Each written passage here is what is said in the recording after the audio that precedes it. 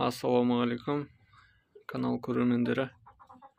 Сіздермен тағы да мен, мини фермер, Астана қаласы. Бүгін наурыздың 5-і. Бізде ауа райы кішкене жылынды. Алдындағы аяздардың бәрі кетті.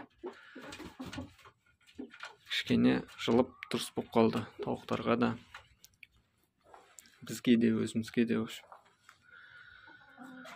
Тауықтардың жағдайы, жұмыртқа қайтадан көбейді. Алдында азайып кеткен болатын. Одан кейін тауықтар өз жұмыртқасын өзі жеп кетті. Сондай бір моменттер болды. Бірақ оның бәрі өтті, кетті. Қазір тауықтар жақсы туып жатыр, жұмыртқа жегенін қойды. Жұмыртқаны жейтін себепті мен өзімше түсінгенім, тауыққа кальций жетіспесе, сол кезде жеп бастайды екен ғой. Мен алдында профилактика үшін бір дәрі бергенмін, левомизол деген, тауықтарға.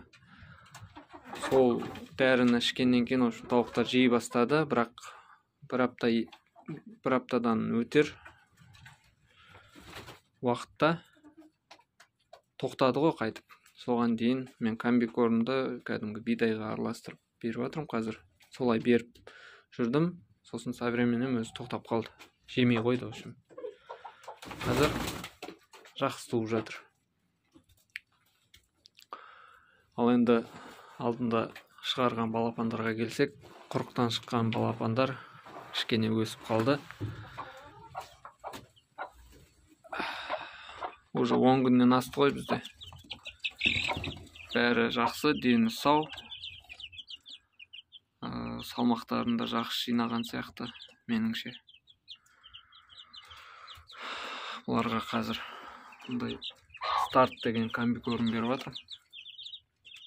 Осыған дейін жұмыртқаны қайнатып бердім, тары бердім жібітіп, арасында жүгерінің ұндалғанын бердім, солай беріп жүргем. Сәбіз бердім қайнатып. Жақында осы алма бердім, алманың қабығын турап тоже жеді, ешқандай шөтіп, ондай ешқандай болған жоқ, бәрі жақсы. Мына жерде 9 балапан шыққан болатын, алдында видеода салғам. 9 балапанның біреуінің көзімен проблема болды. Қазір оны көрсетем сіздерге. Атак қалған 8 балапанның бәрін дені сау. Жағдайлары жақсы. Мына жерде құрғақ. Астын күнде тазалап отырам, күнде осылай шашып тастап жатыр. Сосын жем салатын осындай кормушка істедім, автомат. Өзі мына жаққа түсіп тұрады, мына жерден жейді. Сосын өзі автомат толып отырады ана жер. И суға мен араластырып бүгіннен бастап не беріп жатырмын. Аскорбиновая кислота, соны ертіп беріп жатырмын. Балапанға жақсы пайдасы бар дейді, көреміз. Соны беріп бастадым бүгін. Мұндағы балапандардың жағдайы осы. Алдында инкубаторға пробны салған болатын мен балапан жұмыртқа, то есть өзіміздің осы тауықтардың жұмыртқаларын. Сол балапандар шықты инкубатордан. Мен оны 2-3 күн үйде ұстадым.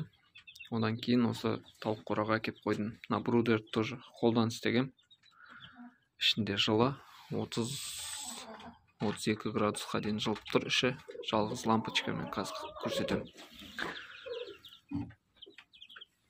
Бізде мына жүрген құрықтың астынан шыққан балапан негізі.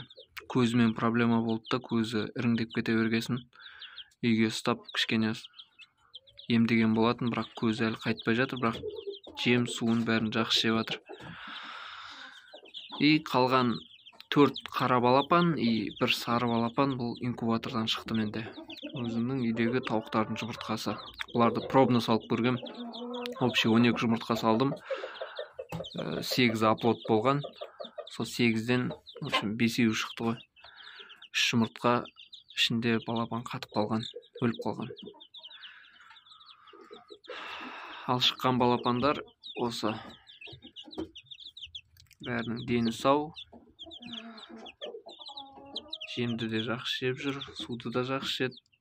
Басында үйреттім, осылай қолмен шұқып көрсетіп, солай өздері үйренді. Оның үстіне ана балапанды қосқаннан кейін жаңа көз ауыратын. Соған еріп, біраз нәрсе үйренді үшін. Таласып жейтін болды, жемді бәрі. Бұл жерде так градусникті мынау 30. В общем, 30 градустың о жақ жағында ұстап тұру үшін градусты. Ал балапандарға бұл өте жақсы. Жалпы жаңалық осы.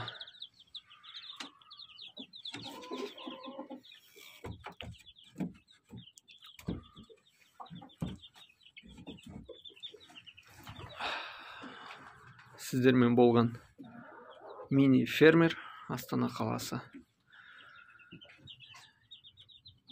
Кездескенше сау саламатты болыңыздар.